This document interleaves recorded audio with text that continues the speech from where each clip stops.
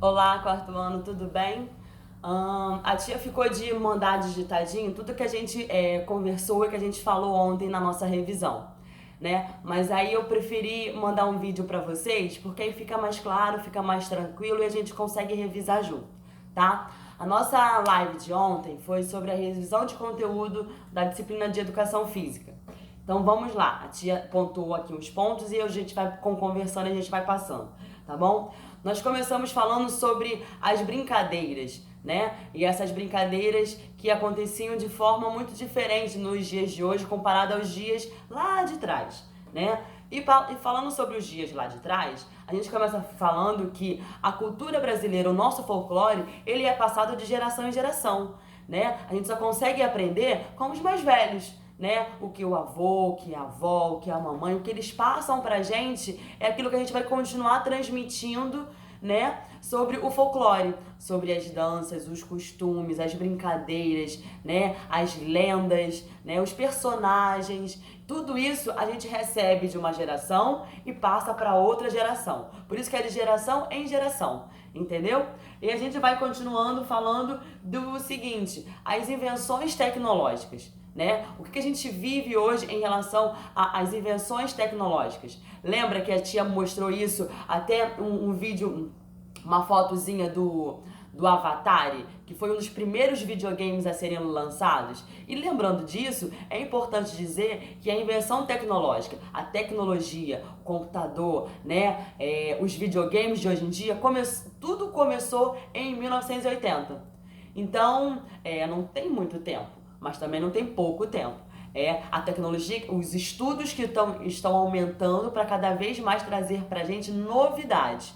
E essas novidades, a gente entra naquele óculos de realidade virtual, né? Quem nunca usou aquele óculos, né? O óculos de colocar, a gente coloca ele e a gente pode ir para qualquer ambiente, para qualquer lugar, seja numa floresta, num avião, numa cachoeira. E é bacana a gente saber disso porque a gente tá num lugar com o pezinho firme, mas quando a gente coloca aquele óculos, a nossa realidade é muito diferente. Por isso que se chama realidade virtual. Né? Engraçado que até o Lucas ficou surpreso, né, durante a nossa live, e a mãe dele até se emocionou, eu acho, né, falando que realmente foi onde tudo começou, foi através desses pequenos brinquedinhos, né? E aí a gente continua falando em relação a essas brincadeiras.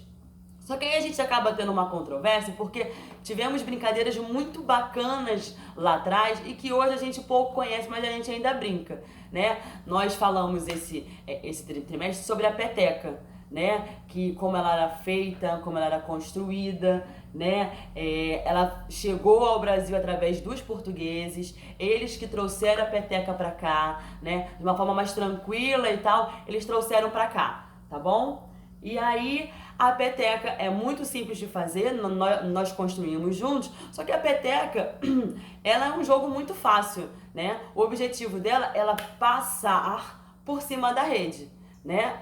E assim a gente comentou isso na nossa live também. O Gustavo pontuou isso aí também, que é muito bacana, que é muito legal, né? E aí a gente continua falando um pouco sobre o que realmente é o nosso folclore. O que é o folclore? Né? É um conjunto de lendas, costumes, danças, comidas, né? É um conjunto. A gente tem que lembrar o seguinte: o folclore ele não é uma coisa específica, é tudo, é um pacotão junto numa coisa só, tá bom?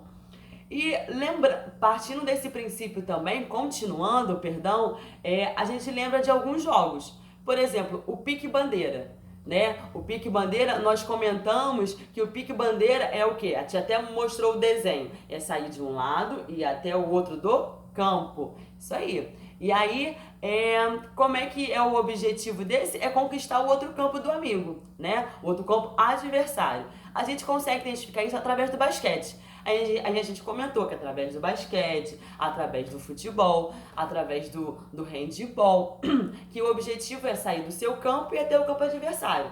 No basquete você sai do seu campo e vai até o outro fazendo uma cesta. E no futebol você sai de um campo e vai até o outro para fazer o gol. No pique-bandeira não é assim? A gente vai lá, pega a bandeira, traz pro nosso campo. É assim que funciona, tá bom? Capoeira.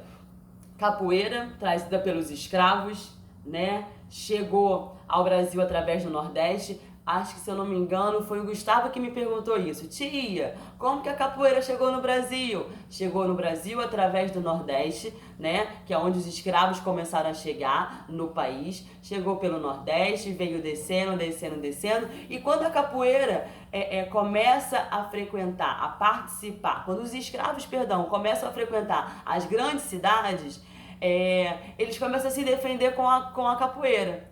E aí começam a dizer que a capoeira é muito agressiva, que é muito isso. Então, a grande dúvida é, a capoeira é uma luta ou é uma dança?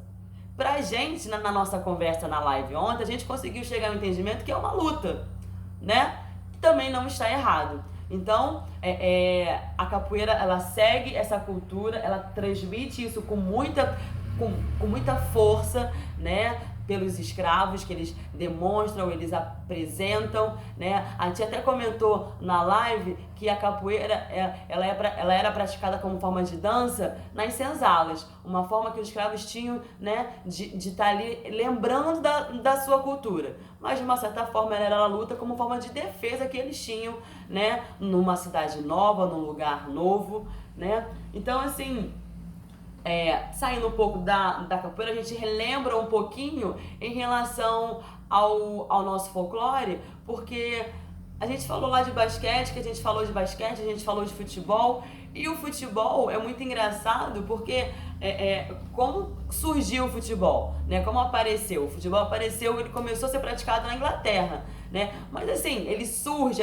a história diz que ele surge na Inglaterra, mas outros países já tentavam jogar o futebol, cada um da sua maneira, cada um do seu jeito, né? Os chineses, os japoneses, eles tinham, os orientais tinham uma forma de praticar, ter uma bola não era tão simples naquela época, né? E a tia pontuou que vocês já acharam estranho que os gregos e os romanos utilizavam bexiga de boi, né, para poder fazer aquele formato de bola e poderem estar jogando isso aí. É diferente pra gente, mas pra eles foi o que eles encontraram para poder tá praticando, entendeu? E os ingleses, eles descobrem que o couro, costurar o couro, aquelas plaquinhas de couro, costurar, eles iam fazer o formato, eles conseguiam fazer o formato de bola, tá bom? E a gente termina mais uma vez lembrando, né? A gente começa a nossa revisão e a gente termina falando dessa importância da tecnologia, né? A importância deles na nossa vida, a importância deles essa diferença, né, de tecnologia pros jogos tradicionais, né? A pipa pro videogame, o peão pro videogame,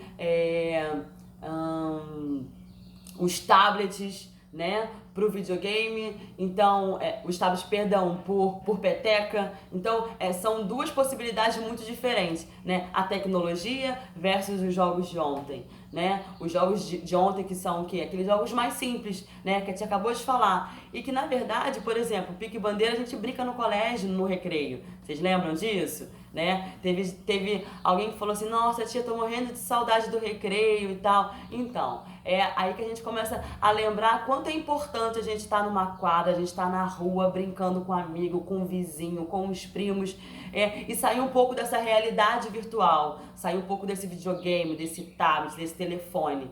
Tá bom? A nossa revisão foi essa, a gente conseguiu falar sobre muita coisa, eu espero que vocês gostem, que vocês aproveitem, que vocês tirem todas as suas dúvidas. E se precisar, a tia tá aqui, pode me chamar pelo WhatsApp, pelo e-mail, pode me ligar que a tia responde, tá bom? Um grande beijo, fiquem com Deus e boa prova!